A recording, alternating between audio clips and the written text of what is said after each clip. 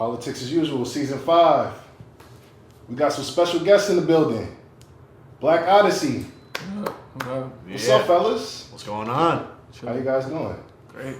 Living lovely. On tour, killing it. Out here in Jersey, big Jersey, in Plainfield more specifically, showing some love. How you guys feeling today, man? Amazing. How you doing? I'm great, man. I'm definitely pleased to meet you guys, and I want to know some more about you. Likewise. You know? Yeah. Black. Mm-hmm. I heard that you're from Plainfield. Facts, yeah. Can you tell me more about that? Because obviously we're here in Plainfield, and this is the spot to be. Like, I think my parents were born in New York, and I think they may have moved here in the late 90s, maybe like 96, 97. okay. And yeah, this was like where I had my original upbringing. So, you know, we spent a lot of my like early childhood in Plainfield, and then like with my dad moving around, my dad moved to Newark, and my mom moved to like the Bergen County area. So I went to high school up there. But throughout my childhood, I always like spent time around in Plainfield as far as like the musical development went. So I was a part of this program called the Sumis Heritage Program, which was like a youth choir. And that's where I met a lot of my like music homies here in Plainfield. A lot of like my friends went to a school called P.A.U, which was like, you know, the musical like high school here. Where so yeah, that was kind of like my journey with Plainfield. When did you go to like elementary school or middle school out here? I went to CJAX. CJAX? Yeah, it was like a school didn't last long, but it was like a sort of like an arts, like alternative school kind of thing. Mm-hmm. Yeah, I went there for a while, and then after that I went to school up in Rutherford. Okay. Where? Okay, cool. So where did you guys get the name Black Odyssey from? I think, you know, originally we was a rock band. Mm-hmm. We met in Austin, Texas, probably in like 2015. Yeah. And he had just moved from Florida, and I just moved from Jersey. And sort of the story behind like the band in general was that like he was like really like in like a rock background kind of thing. Mm-hmm. I didn't know much about rock music at all. You know, I was more in tune with neo soul, Soulquarians vibe, like Erykah Badu, D'Angelo, Bilal, things of that sort. The Roots. That's fresh. Yeah. Those are like some real fresh vibes. I listened to that with my girl. Nah, yeah, like that's the foundation of the sound for real. Mm-hmm. But he introduced me to like Jimi Hendrix and stuff like that. He could talk more about like, you know, that influence. Yeah, for sure. Yeah, Hendrix, Zeppelin, all the greats from the 70s, you know, just like such a foundational time for music.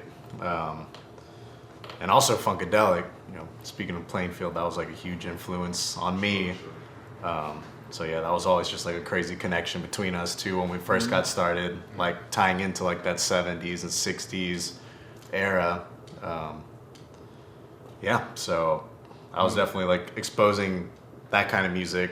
You know, he already knew about Funkadelic, but he was the one that was like showing me like D'Angelo and like Frank Ocean and The Weeknd's early stuff. So that was like a lot of stuff that I really wanted to get to know as well, because like, you know, soul music is just such a powerful genre. So for sure. Yeah. You touched on the Funkadelics. Let me ask you, what was it like collaborating with George Clinton, such a legend? You know, did you guys know that he just he got a street named after him on Plainfield Avenue? Oh yeah. It was crazy. Funkadelic way. I mean, it was a great moment for us because, like I mentioned in the beginning of our relationship, you know, that was like the common denominator between like what he liked to listen to and what I like to listen to. You feel me? So it was like I brought the soul to the table, he brought the rock to the table, and we did what we did with that. But Funkadelic was something in the middle that was like, yo, I listened to that too, and I really like that.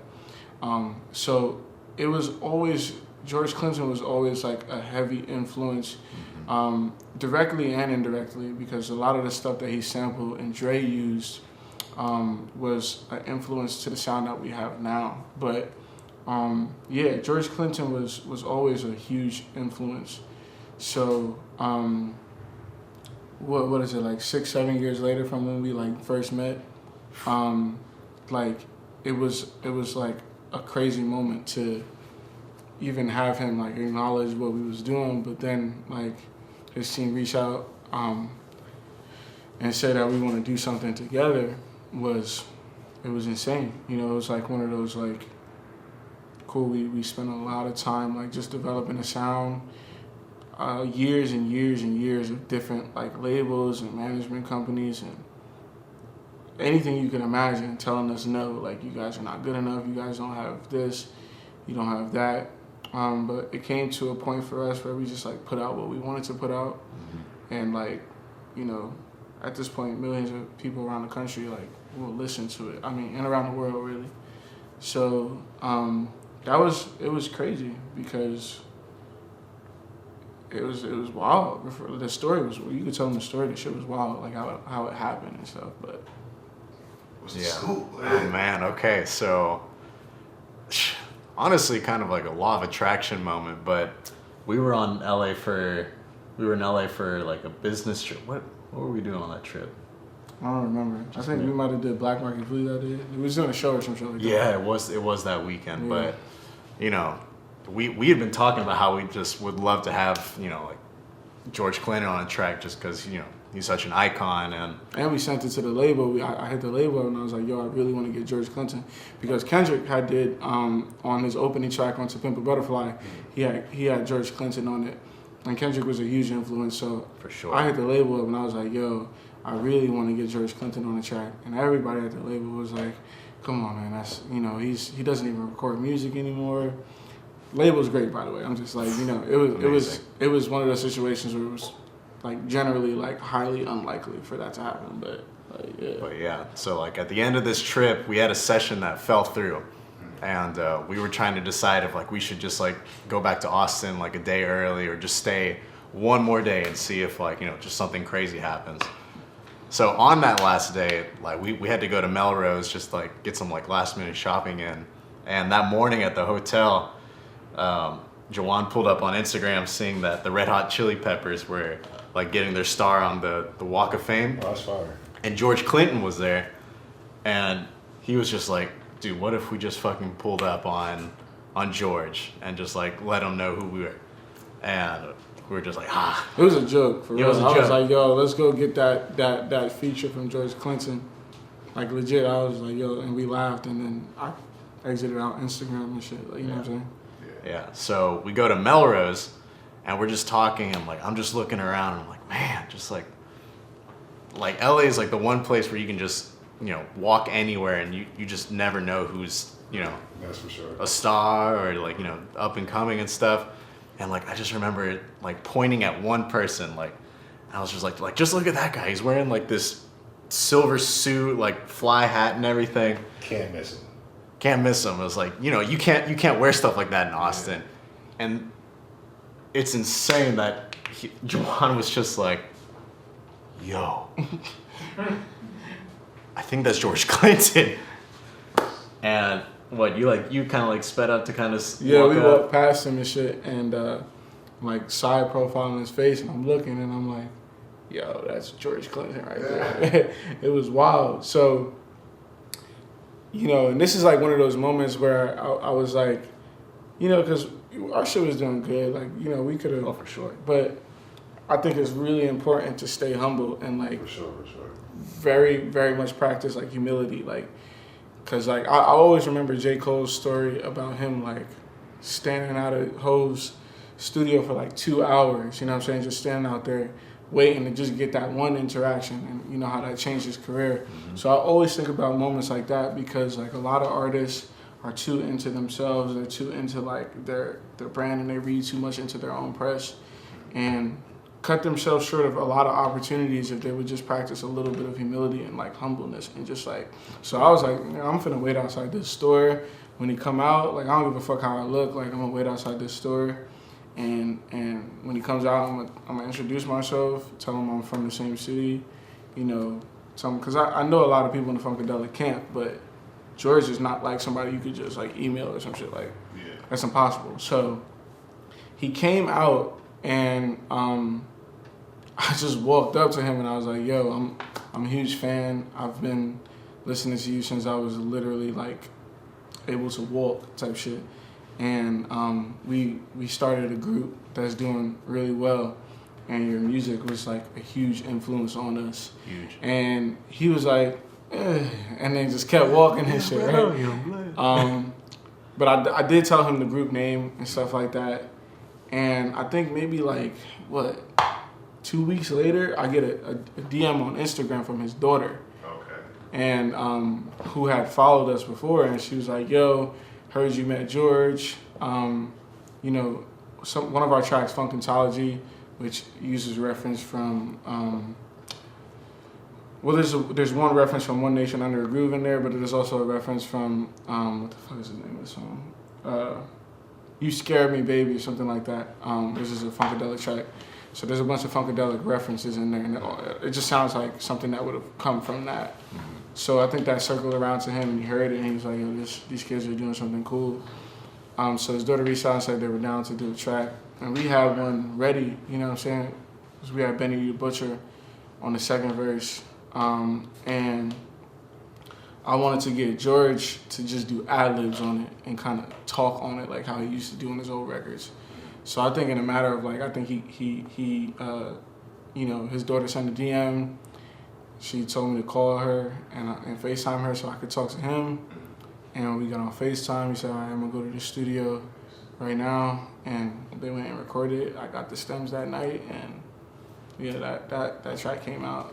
Wow. That's how that one happened. Super crazy how it all just came together, you know? Yo, that's a real full circle moment. Like, cause like when I hear your music, it's definitely eclectic to the Funkadelics, you know, like that's like, and then it couldn't be better that you're from the same city, you know, like, so it's awesome, man. I'm really happy to hear that, and the fact that you like have that much love for George, you know, because like the legends are so valuable. Like what they did, like they paved the way, man. That's like really, like you speak to humility, like that's really like commendable. You know? I think hip hop and like soul, unfortunately, is like. And that's one thing we were trying to do when we say we want to make timeless music. It's like hip hop and soul is like the one genre right now that doesn't value its legends and the people that like paved the way before. They call them old a lot and washed up. But if you look at like country, like niggas look at Willie Nelson like he's Jesus. Or if you look at like rock, they look at Queen and Zeppelin and like all of these like classic rock bands as like gods of rock. But when you look at hip hop, or you look at like R&B music, they kind of like consider the older people more washed.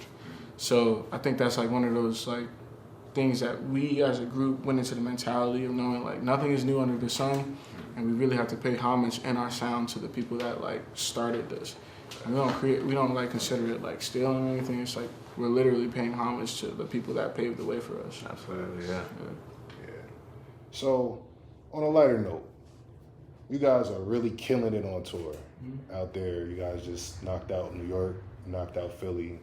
We're here in Jersey, where you're from. What's the tour been like? How is that? What's been your favorite? How's any stories? What's that like? For me, and he can answer for him. I mean, it's been incredible. This interview might be different. Like, we're not gonna cap. Like, this interview might be different in 2 years. Sometimes, like, you know, at the level that we're at, there's a line, like in New York, there's a line around the corner, and then sometimes not that many people show up. We're like at that level right now. But again, like, you know, we go and we play the same show for whoever's in the crowd, and you know, it's amazing to see fans that sing the song word for word, different parts of the country. Like, you start off and it's like just your friends at your shows, and then you get to the point where it's like some of people you don't know show up, you know, your friends' friends may show up, and then you get to the point where it's like a line around the corner of just random people that you never met in your life and stuff like that. And they all got different stories as to how they found your music or what your music means to them and stuff like that. So either way, to me, it's a blessing, you know, and it's always gonna be a blessing. And I was upset, you know, at one of our Nashville shows, like not that many people showed up. But one of my homies who's a huge producer, a huge pop producer, his name is Tyler Johnson. He works on a lot of like Harry Styles stuff, like really, really big records. He put it in perspective. He was like, yo, you have to understand, you made something and people came to see it. It doesn't matter if it was 10 people, 30, 40 people, or if it's 20,000 people. Like, someone's coming to see it because it's good. Mm-hmm. And like, you didn't know those people and they just showed up. So it might not have caught on yet on a massive level, but you know, it's important to like have that, you know, moments of like, again, like humbling, like, you know, you have to understand like the lows you need to go through in order to be like those people that you see on the big stages. I mean, so the tour's been great for me. I mean. Yeah. No, I mean, this has definitely been the best tour in that sense too, because it was our first headlining tour. So like he was mentioning, like just getting to like see these fans that are coming for us specifically, you know, because up until that point, like we've been openers, you know, like on other headliners tours. So yeah, we were opening for Corday for a little while before this. Yeah, and then like from a musician's perspective too, just the opportunity to play night after night and watch a show develop and like get tighter and locked with the other musicians on stage too is just super special. And we have a really great band. And you know, like as far as like a favorite moment of mine so far was like obviously like at Atlanta, you know, because we have a lot of listeners, and the same thing where like people were just singing and like just screaming and everything, so that was gorgeous. And then in New York, we had a special guest, which was just incredible. Crazy. This singer named Stout, who like sings for like Corey Henry, did all the vocal arrangement for Kendrick's new album, and she just came up and like Killed it. yeah, just like straight church. Yeah, it's crazy. So yeah, I mean, tour's been great, man. It's a process. It's grueling, you know, traveling and not being on the road 6-8 hours at a time. But like, you know, it's what we do. yeah, grind to love. Yeah, it sounds like a lot, but it's worth it, man. And I love to see it, man. You guys are fire, for sure. With that though, let me ask you, how do you guys manage your mental health? I don't think I figured it out yet, to keep it real. I mean, there's a lot of different things you do, but it progresses as you like grow. You know what I'm saying? Like they say, more money, more problems. It's really like being more busy, more problems. You feel me? Like, you know, every day. This industry specifically, like there's a lot of different distractions, whether drugs, you know, sex, just negative energy, like. The concept of like fame too is super weird. You feel me? Like all of it is just like you know, the pressure of like people idolizing you, the pedestal that people put you on. All of those things can be like an easy decline for someone's mental health. You feel me? Sometimes you like he's been telling me a lot. Just like you got to zoom out sometimes. For sure. Stop being so like into it. You know, it's so much shit going on here and there. Sometimes you just gotta be like, yo, I don't have a job, like, you know, my family's working with me, like, I got my sister behind me, that she's an amazing artist, Emerald Soul, and, like, you know, we have a family of people just doing what we love, you know what I'm saying? Yeah. And, like, there's so many fucking more issues in this world, and, like, the issues that we're facing, like, it's so minute to compare to, like, other people's, like, life issues. So sometimes you have to zoom out and, like, reconsider how blessed we really are to even be here. You know what I'm saying? Absolutely. Like, that's what's been, you know, carrying my mental health is like that mentality to know like we're like blessed beyond measures. To be real, we are. Mm-hmm. Yeah, gratefulness is massive in that sense for sure. Yeah, like you said, just like surrounding yourself with people that, you know, encourage you to grow, and like, you know, people that are good influences. Like everyone on this team is, you know, incredibly driven, and like we support each other, and you know, great intentions, and just want to make something special. So also just like, because times definitely get rough very often for sure, but Like there's a greater purpose, you know, just like wanting to make music that's special for, you know, a grander audience, and you know, it's just like the passion for it. So that keeps you motivated and grinding, and then just seeing how like it impacts others is motivating, you know. So in the sense of like zooming out, you know, it's just like we're here for a reason. So impacting others is big for me too. Like some of the messages that we get about like how the music has like affected people on a cultural level, and sometimes it's like, you know, I think we just got to around 10 million streams on the record, and like it's a blessing to just see some of the messages people saying like, yo, this record really opened my eyes to like, you know, a lot of self-awareness, and this record, you know, saved me from like a dark time. Like for me, anything that, because when we first dropped it, like we put all of our bread into it. We wasn't signed to a label when the record came out, and you know, we had a small team that was really invested in everything we were doing, and we just had us, my brother, like my cousin, us, and like no one else. You feel me?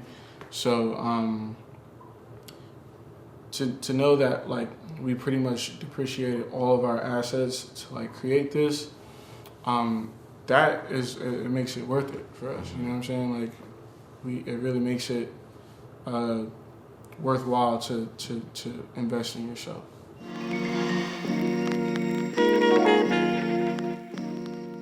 My guys, you got any hidden talents outside of music?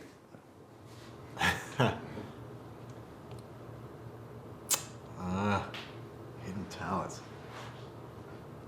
I mean, we be cooking and shit, you know what I'm saying? Like, collectively as a group, though. You know what I'm saying? Like, all of us, you know, my brother, me and him have this concept named the Soul House, which is kind of what we do. Like, it's hard now, because we're in that weird in-between space where we got to put a lot more effort into the music because it's growing. But the plan is to, like, you know, once we, like, finish maybe this next year and we get into 2023, we like started brick and mortar restaurant, because we've been throughout the whole pandemic, we was just doing like these pop-up shows out in Austin, and they were selling out, where we would bring a decent sized artist in, and we would there's still like the social distancing in the clubs, right? So we would bring a artist in, and you know, we would have like a 4-course meal while you watch this artist play. And we were doing it inside like proper music venues, and those concepts did really well. We also, you know, got a contract with a big music festival, but it was like a drive-in festival. Yeah, so it was like this big ass festival stage. Cars would just drive in, and we did all do it different in Texas. Yeah, nah, it was wild. It was a wild time in the pandemic, bro. I was about to say, like that's when things got most creative, you know, for everybody. You had to figure out how to like make life work, even though all that was going on. So yeah, nah, we definitely pivoted for sure. Like we wasn't gonna get stuck in the mud.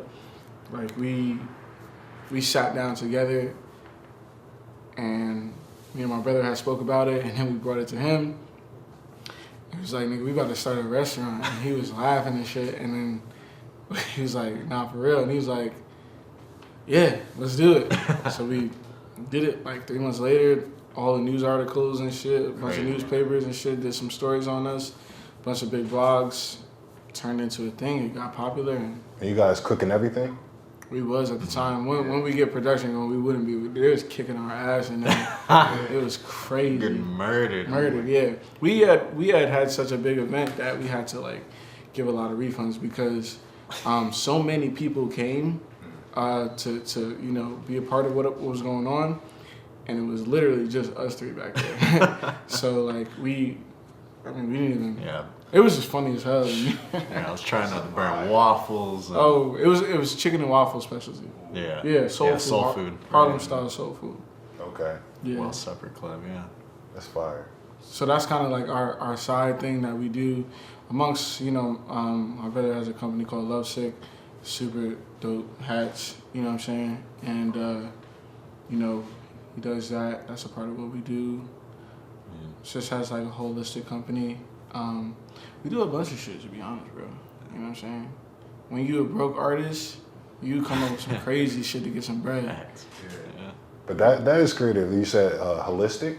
Yeah, she could tell you more about it. Oh, okay. No, but you guys are like getting it however, you know, like that's the hustler spirit, you know. No, for sure. Yeah. That's fire. What's been the toughest obstacle for you guys so far as artists? Well, I mean, you did just say, you know, the working phase is hard, but The toughest obstacle, like I had mentioned earlier, at least for me, was like constantly like having to hear a no and like be like almost ready for it. Like, we used to go into shit knowing they were gonna say no.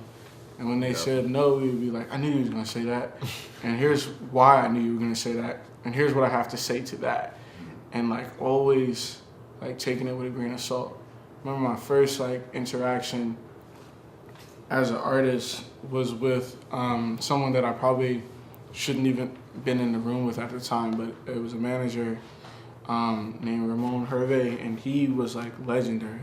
Worked with Michael Jackson, Lionel Richie, Diana Ross, Muhammad Ali as a consultant, like a bunch of crazy shit. And the first interaction I had, me and my brother went to New York.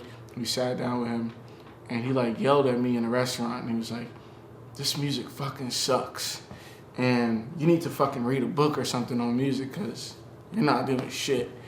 And I think that the most valuable thing that I did at that, you know, with that conversation was just like, I was like, yeah, you're right. I appreciate the honesty and I appreciate you saying that. And like, the toughest part about it is like putting your ego away and like just saying if someone's like shitting on you, it's because they felt like it was shit. And instead of like arguing with it, you just gotta sometimes like take that L and be like, if it's shit, like I remember back in the day, I would send DMs in my music link, right? Like just send that shit. I would spend hours a day, copy and paste, send a message, copy and paste, just send hella messages. Now I know that shit's annoying as fuck, but I was just doing it, you feel me?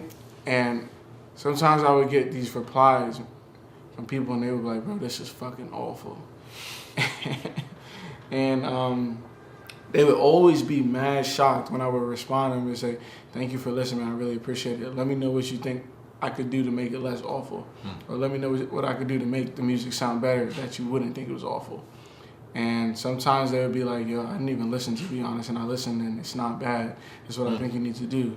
And he was just trolling.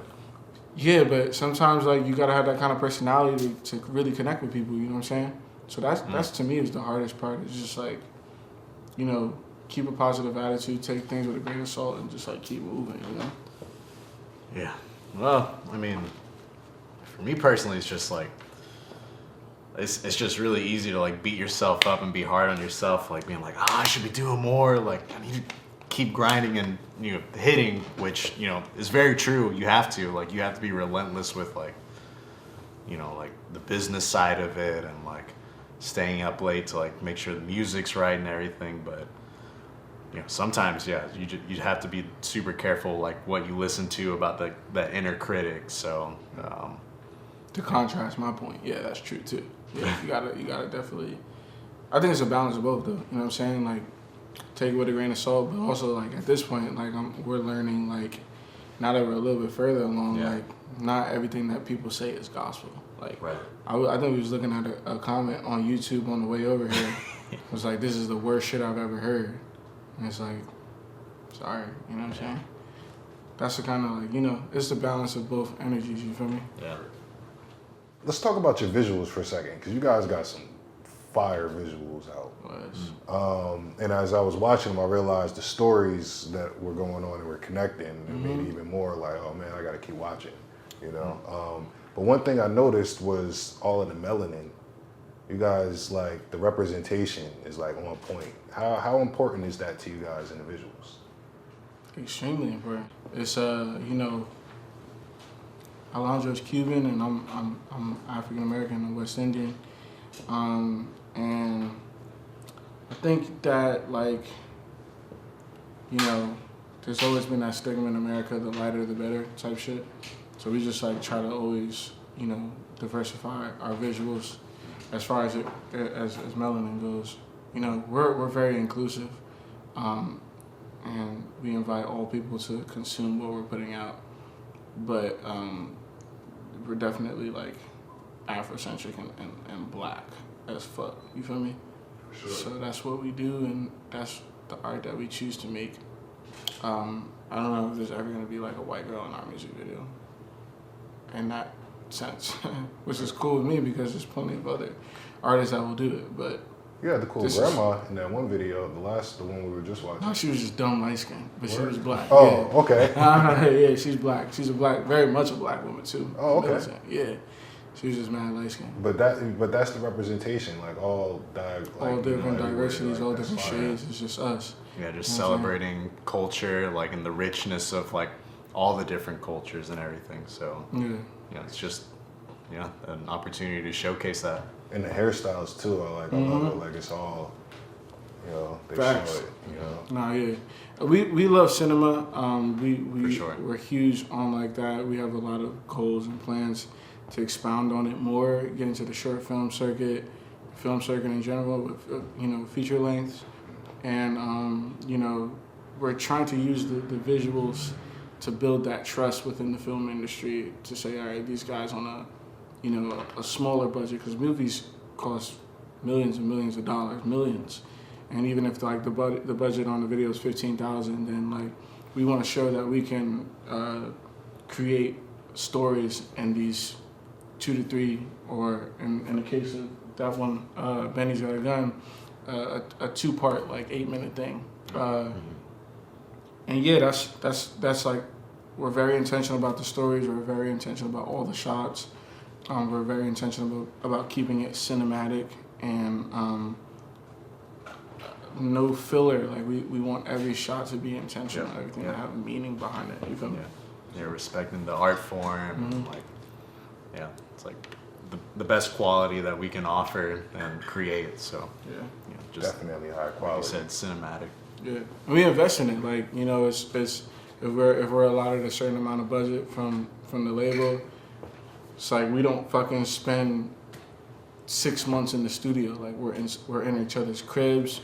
We work and then we go to the studio. We spend 5 hours there, getting all the things that we've already pre-written done, and we spend the money that we have on like the marketing aspect, which is the music videos and like finding creative ways to build a world for our fans. So you guys go to the studio with that fire. You hear that, guys? They write that fire, they put it together, and go to the studio and get it out. Yeah, I'm not. We probably will never be like the type to be writing in the studio until we have a situation where it's like, this is our spot. We don't have to be on a tab because we don't got that kind of bread, to be honest. Yeah. You know what I'm saying? But still, it's like it's good work ethic, a good practice. You know what I mean? Yeah. Do it up beforehand. So that's fire. That's a fact. Even with like getting other musicians like string players and horns, like just already having those ideas in mind, and then just getting these talented musicians to just nail the parts and then keep rolling. Yeah, get out. I mean, on the clock with it. So, do you guys have any advice to up and coming musicians trying to get to where you guys are, reaching that next level? Yeah, I mean, I would say like as far as music goes specifically, like focus on the songs. Like the songs will do everything for you. We spend so much time trying to learn how to fucking walk the right way into offices, how to say the right things, like how to meet certain people, where to go. It really does not matter at all. Like we put out one album of the right songs, and everything we've ever like wanted came to us. A&Rs in our DMs, like everything. Focus on the songs, make the songs the best the songs can be, and like it does everything for you. Now as far as it goes, it's like attitude, like you always gotta be humble and just, have a bigger reason than just yourself. If you're into that, you know what I'm saying? Have a bigger reason than just yourself to be successful, because sometimes I think that like yourself is not enough. You need to have like external like beliefs and like values and like things that are pushing you in order to create the force behind you that it needs to like catapult into success. Well put. Well put. Yeah, and I guess on that tip with you know, having the songs and you know, just like the business know-how and everything, like 2 major things I feel like I've learned and that like I really love like from his family and just what I've experienced is you know, it takes a village. So like just really respect everyone that you have in your circle and have a team of people that like can help you because you can't do it alone. So like just having a network of people that like believe in the vision, curate that, and then 2, one that I really love on our first trip to LA, like when we were like, you know, first time in LA, you know, exciting and everything. We had a meeting with this guy named Paul McClure, and he said something to me that just like really resonated. And it's like, you know, just always like edify others, you know, just like lift of it others, like, you know, just like showcase their traits that are admirable and like share that. Don't bring people down, like lift people up. So Yeah, I remember that shit. That was that always moved me. So yeah. Basically, that means if I'm in a room with my brother, my sister, my cousin, him, I'm not going up to nobody and talking about me. I'm talking about them. Like, and we practice that and that shit. Like, I would walk in the room and I'd be like, yo, that dude over there is crazy on guitar. Like, or like my brother makes these insane hats. Then they go over to him and they're like, yo, your hats is wild, bro. Like, that guy over there was telling me about it. And he'll hit like, well, that's crazy that he was even talking about the hats because have you even heard his music before? Like, and that synergy, when people see like your team moving like that, it's there's something magic about it. There's something like the power of edification is crazy. I always make sure, like wherever I am, before I say a word about myself, like I always talk about the people around me and like that. There's magic to that, for real. There is. It's working for you guys well. Yeah. Like for sure. I felt that energy like when we first met the other day. You know, like you got like it's positivity, man. Facts. Definitely. Like Jordan came up and mentioned the video I did for Zeus. It was like, oh, so you guys like you watch it. You know, it's just interesting. You know. Yeah, man. But I really appreciate you guys' time, man. We've been here. We got a lot of information out. Do you guys have any shout outs? Shout out to everyone. Shout out to our team, our Earthchild crew, my brother Jordan, 6 Summer Souls, Zeus B. Shout out Empire, our management team out in LA, mad into you. Shout out to y'all, man. It's amazing what y'all are doing. We appreciate y'all letting us on the platform. So. Sure. We appreciate you, man. How can the people reach you? We're on all the platforms. Black Odyssey, BLK ODYSSY, Instagram, Twitter, Facebook, YouTube, all the streaming services out there. Yeah, we out here. So. Black Odyssey. Love, peace. P.A.U Studios, shooting everything. Movie status.